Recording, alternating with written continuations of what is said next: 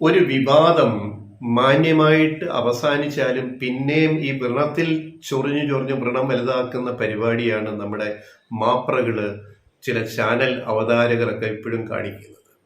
ഞങ്ങൾ കഴിഞ്ഞ ദിവസം ചെയ്ത വീഡിയോയിൽ പറഞ്ഞതാണ് രമേശ് നാരായണനും ആസിഫ് അലിയും തമ്മിലുള്ള പ്രശ്നം.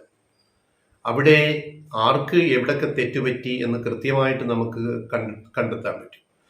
പിന്നെയും ചാനൽ ചർച്ചയിൽ വന്നിരുന്ന് ഇതിനെ ഇങ്ങനെ എങ്ങനെ ഒരു വ്രണമുണ്ടായാൽ എങ്ങനെ കുത്തി കുത്തി അതിനെ വലുതാക്കി റേറ്റിംഗ് കൂട്ടാൻ വേണ്ടി ചർച്ച സംഘടിപ്പിച്ച് അതിനെ വലുതാക്കാമെന്ന് ഉള്ളതിൻ്റെ ഒരു ഉദാഹരണമാണ് വീണ്ടും കാണുന്നത്. ഈ വിവാദം അവസാനിച്ചതാണ്. പിന്നെന്തിനാ പിന്നെയും നിങ്ങൾ മാപ്രകളെ ഇത് കുത്തിപ്പൊക്കുന്നത്? നിങ്ങൾക്കൊരു മര്യാദ വേണ്ടേ? കഴിഞ്ഞ ദിവസം ഒരു ചാനലിൽ ഇന്നലെ അതിൻ്റെ അവതാരക, പേരുകൾ ഞാൻ പറയുന്നില്ല, പലരും ഈ മാധ്യമ അവതാരകർ പലരും എൻ്റെ അടുത്ത സുഹൃത്തുക്കളാണ്, അതുകൊണ്ട് ഞാൻ പേരുകൾ പറയും. അവതാരകനും അവതാരകയും ആണും പെണ്ണും പലരും നമ്മുടെ അടുത്ത സുഹൃത്തുക്കളാണ്. 35 കൊല്ലത്തെ മാധ്യമ പ്രവർത്തനം കൊണ്ട് ഇവരെല്ലാം നമ്മുടെ സുഹൃത്തുക്കളാണ്. അതുകൊണ്ട് ഞാൻ ആരുടെ പേരുകൾ പറയുന്നില്ല. പക്ഷേ നമുക്കൊരു മാധ്യമ മര്യാദ വേണ്ടേ? അപ്പോൾ ഒരു ചർച്ചയിൽ ഒരു ചാനലിൽ രമേശ് നാരായണനെ ക്ഷണിക്കുന്നു, അദ്ദേഹം വന്നിരിക്കുന്നു. ആസിഫ് അലി ഇല്ല. എന്നിട്ട് വേറെ വിദഗ്ധർ, മാധ്യമ നിരീക്ഷകർ, പിന്നെ പിന്നെ എക്സ്പേർട്ടുകളൊക്കെ 3-4 പേര് ചർച്ചയിരിക്കുന്നു. അപ്പോൾ അവതാരക ചോദിക്കുന്നു രമേശ് നാരായണനോട്, അല്ല താങ്കൾ ഇതിനകത്ത് പിന്നെ മാപ്പ് പറഞ്ഞു, പക്ഷേ അങ്ങനെ മാപ്പ് പറയേണ്ടുന്ന ഒരു സാഹചര്യം എന്തുകൊണ്ട് താങ്കൾ ഉണ്ടാക്കി എന്ന ചോദ്യമാണ് ആദ്യ ചോദ്യം. അപ്പോൾ അദ്ദേഹം പറഞ്ഞു അത് കഴിഞ്ഞല്ലോ, അപ്പം എൻ്റെ പെരുമാറ്റത്തിൽ ഒരു മോശം തോന്നിയെങ്കിൽ ഞാൻ മാപ്പ് പറഞ്ഞു, പിന്നെ ബാക്കി കാര്യങ്ങളെല്ലാം ഞാൻ പറഞ്ഞാണ്, സംഘാടകരുടെ ഭാഗത്തുനിന്നുണ്ടായ പ്രശ്നങ്ങൾ നമ്മൾ പറഞ്ഞാണ്. പിന്നെയും ഇതെന്താ ചോദിക്കുന്നത് എന്ന് അദ്ദേഹം ആദ്യം വളരെ മര്യാദയ്ക്ക് പറഞ്ഞു. പിന്നെ അവതാരക വിടുന്നില്ല, ഞങ്ങൾക്കിത് 1 മണിക്കൂർ ചർച്ച നീട്ടണം, അപ്പോൾ താങ്കൾ എന്തെങ്കിലും പറയണം. അപ്പം ഉദ്ദേശം മനസ്സിലായല്ലോ, 1 മണിക്കൂർ ഈ ചർച്ച നീട്ടണം, ചാനൽ റേറ്റിംഗ് ഉണ്ടാവില്ല. അതുകൊണ്ട് താങ്കൾ വീണ്ടും എന്തെങ്കിലും ഒരു വിവാദം ഉണ്ടാക്കാൻ എന്തെങ്കിലും താങ്കളുടെ വായിൽ നിന്നും മൊഴിഞ്ഞ് കിട്ടിയാൽ ഞങ്ങൾ അത് വെച്ച് അങ്ങ് ആഘോഷിക്കാം എന്നതാണ് അവതാരകയുടെ ലൈൻ. അപ്പോഴും അദ്ദേഹം വീണ്ടും പറഞ്ഞു വേണ്ട വേണ്ട, മര്യാദയ്ക്ക് വീണ്ടും രമേശ് നാരായണൻ പറഞ്ഞു വേണ്ട വേണ്ട, നിങ്ങൾക്ക് എന്താ ഇത്ര അതീവ താല്പര്യം? ഞാൻ ഓൾറെഡി പറഞ്ഞു കഴിഞ്ഞു കാര്യങ്ങൾ. അന്ന് തന്നെ പ്രതികരിച്ചു. ഞാൻ പിന്നെ ക്ഷമ ചോദിച്ചു, സോറി പറഞ്ഞു. പിന്നെ ആ ചോദ്യങ്ങൾ എന്നോട് എന്തിനാ ചോദിക്കുന്നത്? അത് നിങ്ങളുടെ താല്പര്യം വേറെ ആയിരിക്കും, എന്നെ അതിന് കിട്ടത്തില്ല എന്ന് വളരെ ശക്തമായ ഭാഷയിൽ രമേശ് നാരായൺ അവതാരകയോട് പ്രതികരിക്കുന്നത് നമ്മൾ വീഡിയോയിൽ കാണാം. ഞാൻ അദ്ദേഹത്തെ അഭിനന്ദിക്കുന്നു. കാരണം എന്താന്ന് വെച്ചാൽ അദ്ദേഹത്തിന് ഒരു പിഴവ് പറ്റി. അദ്ദേഹത്തിന് പറ്റിയ പിഴവിന് മുമ്പ് സംഘാടകർക്ക് ഒരു പിഴവ് പറ്റി. ജയരാജ് സാറിന്റെ ചിത്രത്തിന് വേണ്ടി മ്യൂസിക് സംവിധാനം ചെയ്തിരിക്കുന്നത് ശ്രീ സന്തോഷ് നാരായണൻ സാർ, നിറഞ്ഞ കൈയടി കൊടുത്തുകൊണ്ട് MD യുടെ 94 ജന്മദിനത്തെ ആഘോഷത്തിന്റെ ഭാഗമായിട്ട് അദ്ദേഹത്തിന്റെ കഥകളുടെ ആന്തോളജി, മനോരഥങ്ങൾ, ഇത്രയും ചിത്രങ്ങൾ അടങ്ങിയ അതിന്റെ ട്രെയിലർ റിലീസ് ചെയ്യുന്ന കൊച്ചിയിലെ ചടങ്ങിൽ ഉണ്ടായ സംഭവമാണെന്ന് നമുക്കറിയാം. അവിടെ MD കൂടെ നമ്മൾ അപമാനിക്കുകയാണ്. MD കഥകളെ ആസ്പദമാക്കി അതും അത്രയും സംവിധായകരത് ഓരോ ആന്തോളജിയും സംവിധാനം ചെയ്യുന്നു. അതിന് സംഗീത സംവിധായകരുണ്ട്. ഇവരെ എല്ലാം വേദിയിൽ വിളിച്ച് ആദരിക്കുമ്പോൾ ജയരാജ് സംവിധാനം ചെയ്ത് രമേശ് നാരായണൻ സംഗീത സംവിധാനം ചെയ്തതിൻ്റെ അത് ആദരിക്കൽ ചടങ്ങ് വരുമ്പോൾ ഇത് അവാർഡ് ചടങ്ങൊന്നുമല്ല, ആദരിക്കൽ മാത്രമാണ്. അവിടെ രമേശ് നാരായണനെ വിളിക്കുന്നില്ല, സംഘാടകരെ വിളിക്കുന്നില്ല. അത് സംഘാടകർക്ക് പറ്റിയ തെറ്റാണ്, അതിനകത്ത് യാതൊരു സംശയവും.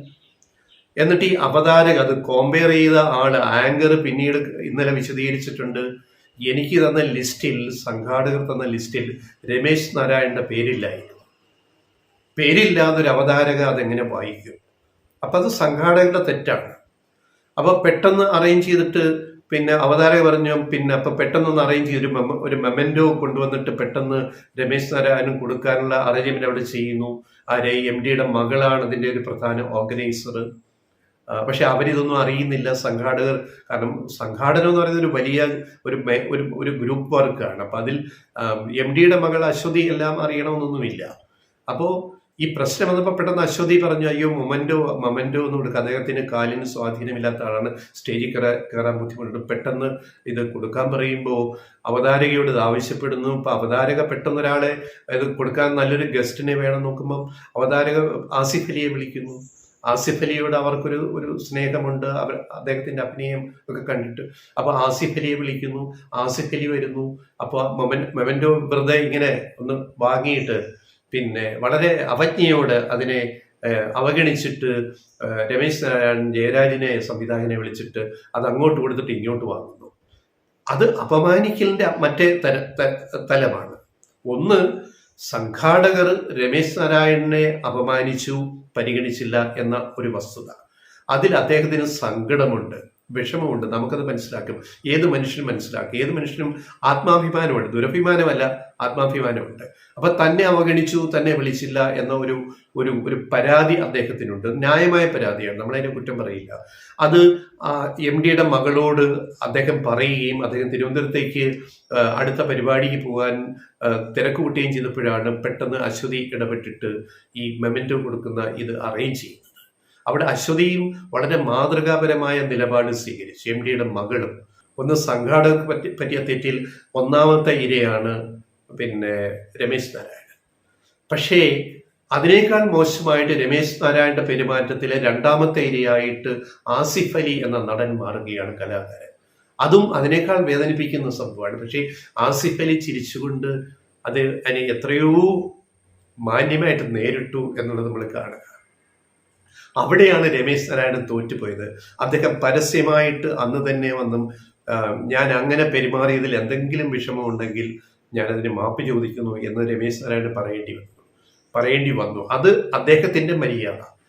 അങ്ങനെ മാപ്പ് പറഞ്ഞു കഴിഞ്ഞാൽ ആ പ്രശ്നം അവിടെ തീർന്നു.